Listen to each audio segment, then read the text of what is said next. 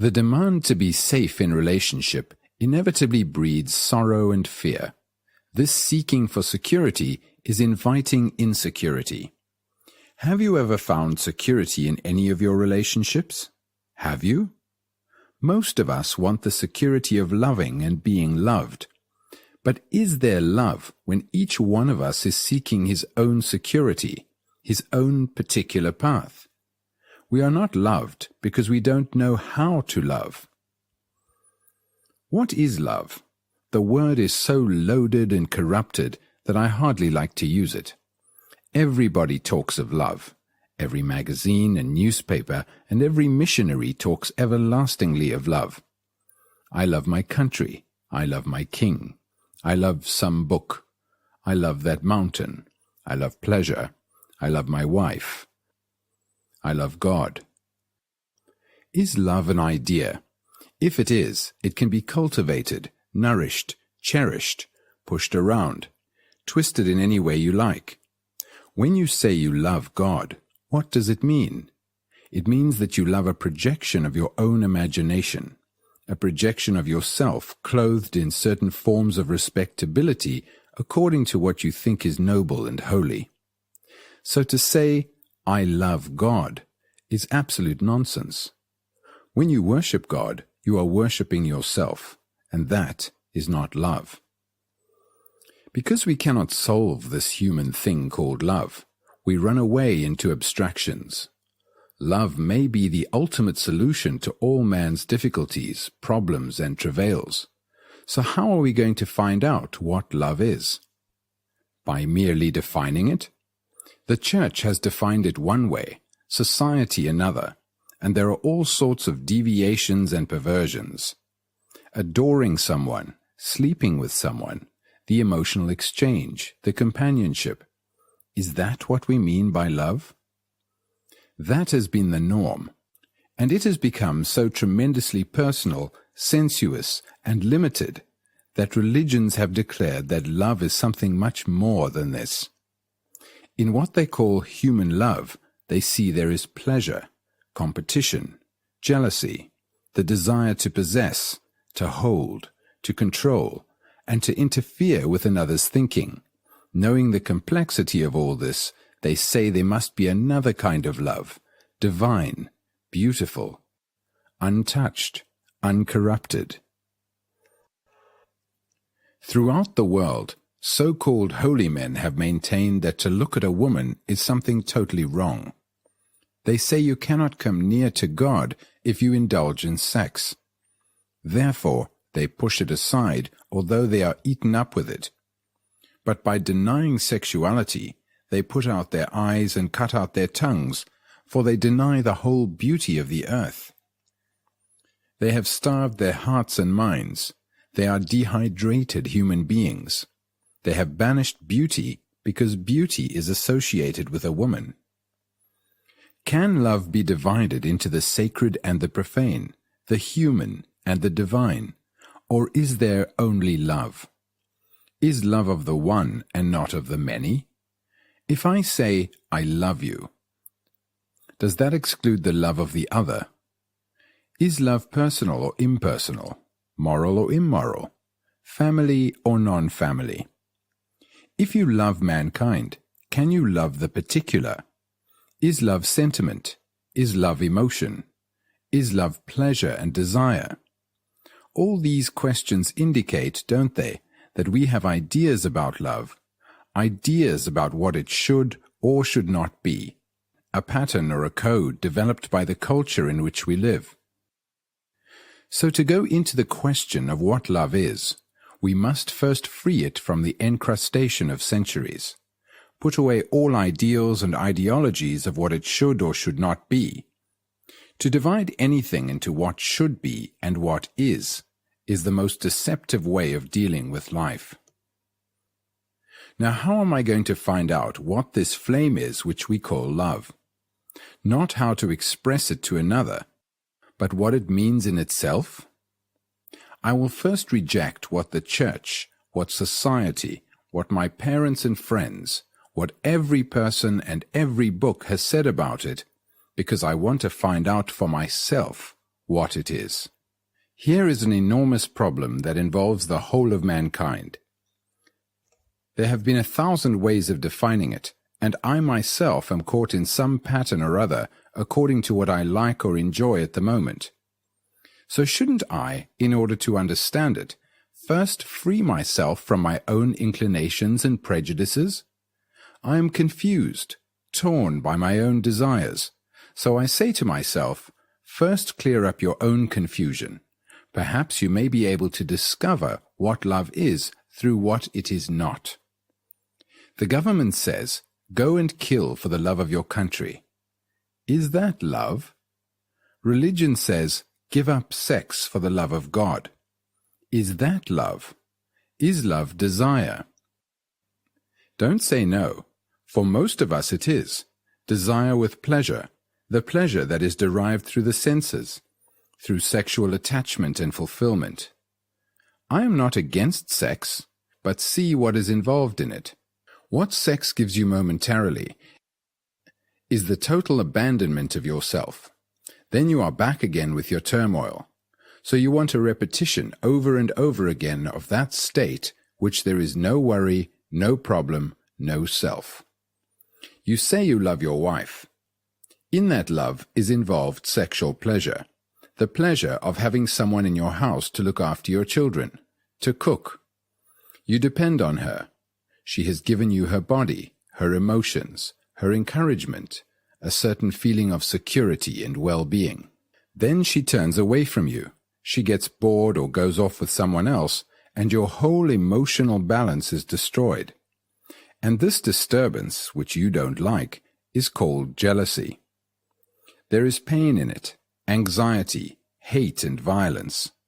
So what you are really saying is, as long as you belong to me, I love you, but the moment you don't, I begin to hate you. As long as I can rely on you to satisfy my demands, sexual and otherwise, I love you, but the moment you cease to supply what I want, I don't like you. So there is antagonism between you, there is separation, and when you feel separate from another, there is no love. But if you can live with your wife without creating all these contradictory states, these endless quarrels in yourself, then perhaps, you will know what love is. Then you are completely free, and so is she. Whereas if you depend on her for all your pleasure, you are a slave to her. So when one loves, there must be freedom, not only from the other person, but from oneself. This belonging to another, being psychologically nourished by another, depending on another, in all this there must always be anxiety, fear, jealousy, guilt, and so long as there is fear, there is no love. A mind ridden with sorrow will never know what love is. Sentimentality and emotionalism have nothing whatsoever to do with love. And so, love is not to do with pleasure and desire. Love is not the product of thought, which is the past. Love cannot possibly cultivate love. Love is not hedged about and caught in jealousy, for jealousy is of the past. Love is always present. It is not, I will love, or I have loved. If you know love, you will not follow anybody. Love does not obey. When you love, there is neither respect nor disrespect. Don't you know what it means really to love somebody? To love without hate, without jealousy, without anger, without wanting to interfere with what he is doing or thinking, without condemning, without comparing. Don't you know what it means? Where there is love, is there comparison? When you love someone with all your heart, with all your mind, with all your body, with your entire being, is there comparison? When you totally abandon yourself to that love, there is not the other. Does love have responsibility and duty? And will it use those words? When you do something out of duty, is there any love in it? In duty, there is no love. The structure of duty in which the human being is caught is destroying him. So long as you are compelled to do something because it is your duty, you don't love what you are doing. When there is love, There is no duty and no responsibility. Most parents unfortunately think they are responsible for their children, and their sense of responsibility takes the form of telling them what they should do and what they should not do, what they should become and what they should not become. The parents want their children to have a secure position in society. What they call responsibility is part of that respectability they worship. And it seems to me that where there is respectability, there is no order.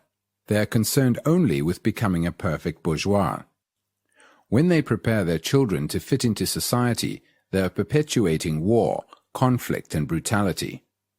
Do you call that care and love? Really, to care is to care as you would for a tree or a plant, watering it, studying its needs, the best soil for it, looking after it with gentleness and tenderness. But when you prepare your children to fit into society, you are preparing them to be killed. If you loved your children, you would have no war. When you lose someone you love, you shed tears. Are your tears for yourself or for the one who is dead?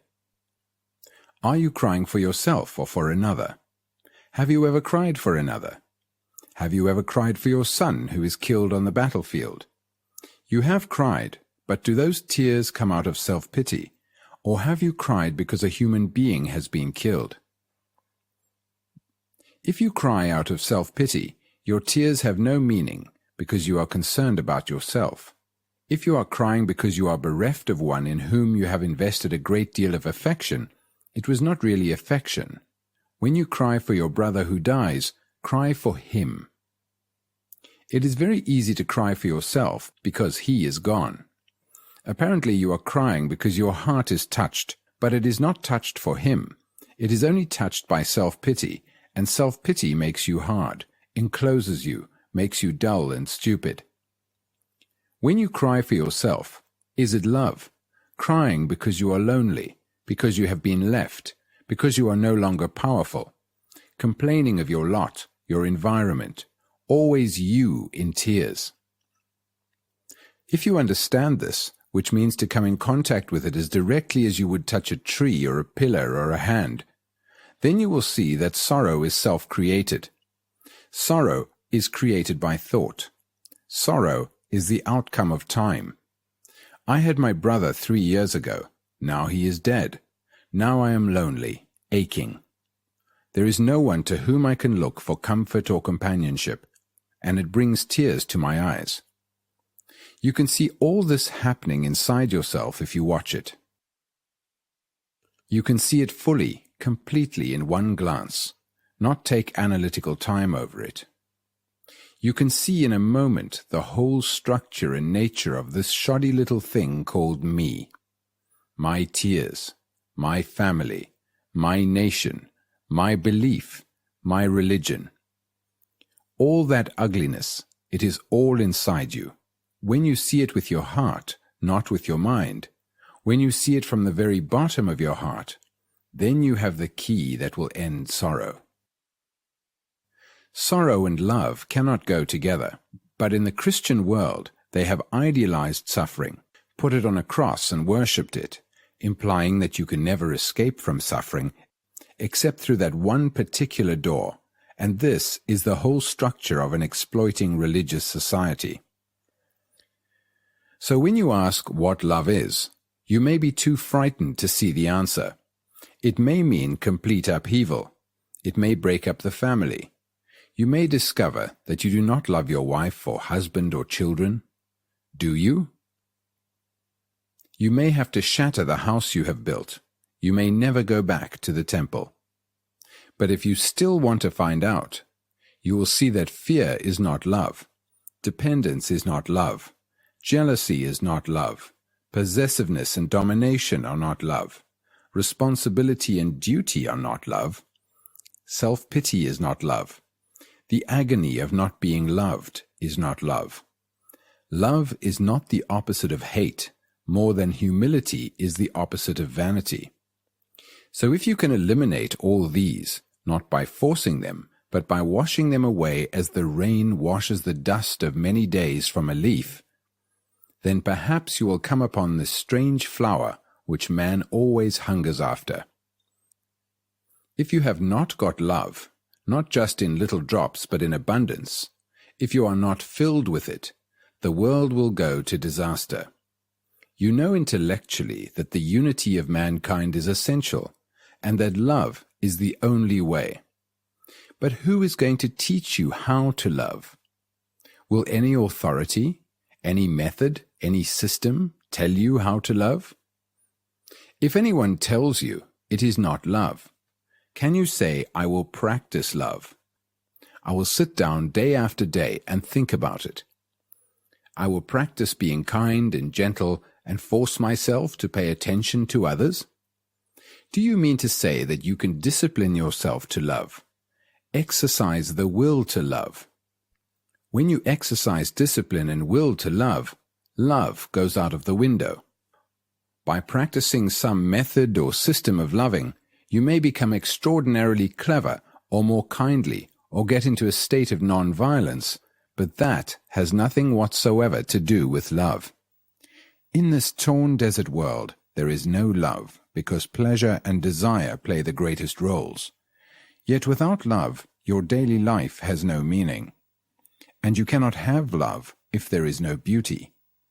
Beauty is not something you see, not a beautiful tree, a beautiful picture, a beautiful building, or a beautiful woman. There is beauty only when your heart and mind know what love is. Without love and that sense of beauty, there is no virtue, and you know very well that, do what you will, improve society, feed the poor, you will only be creating more mischief. For without love, there is only ugliness and poverty in your own heart and mind. But when there is love and beauty, whatever you do is right, whatever you do is in order.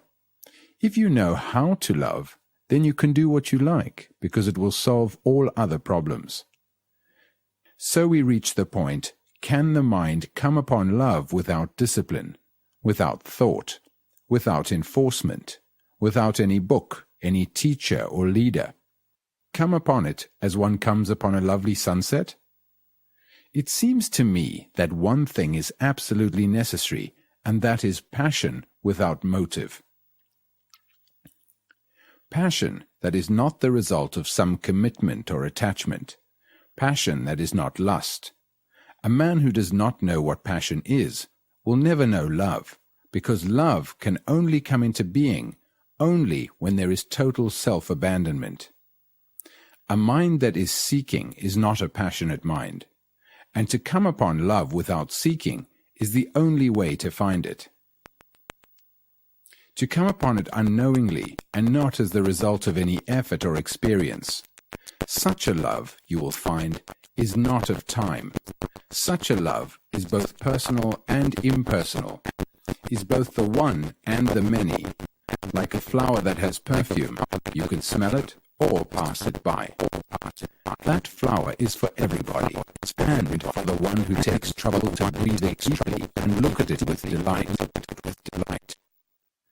Whether one is very near and becomes very near, or very far away, or very far away, it is the same to the flower, because it is full of that perfume, and therefore it is sharing it with everybody.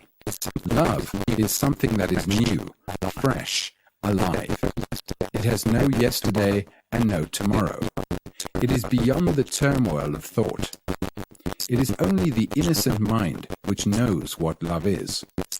And the innocent mind can live in the world which is not innocent. To find this extraordinary thing which man has sought endlessly through sacrifice, through worship, through relationship, through sex, through every form of pleasure and pain, is only possible when thought comes to understand itself and comes naturally to an end. Then love has no opposite. Then love has no conflict. You may ask, if I find such a love, what happens to my wife, my children, my family? They must have security. When you put such a question, you have never been outside the field of thought, the field of consciousness. When once you have been outside that field, You will never ask such a question, because then you will know what love is, in which there is no thought and therefore no time. You may read this mesmerized and enchanted, but actually to go beyond thought and time, which means going beyond sorrow, is to be aware that there is a different dimension called love. But you don't know how to come to this extraordinary fount. So what do? If you don't know what to do, you do nothing, don't you? Absolutely nothing. Then inwardly you are completely silent. Do you understand what that means? It means that you are not seeking, not wanting, not pursuing. There is no center at all. Then there is love.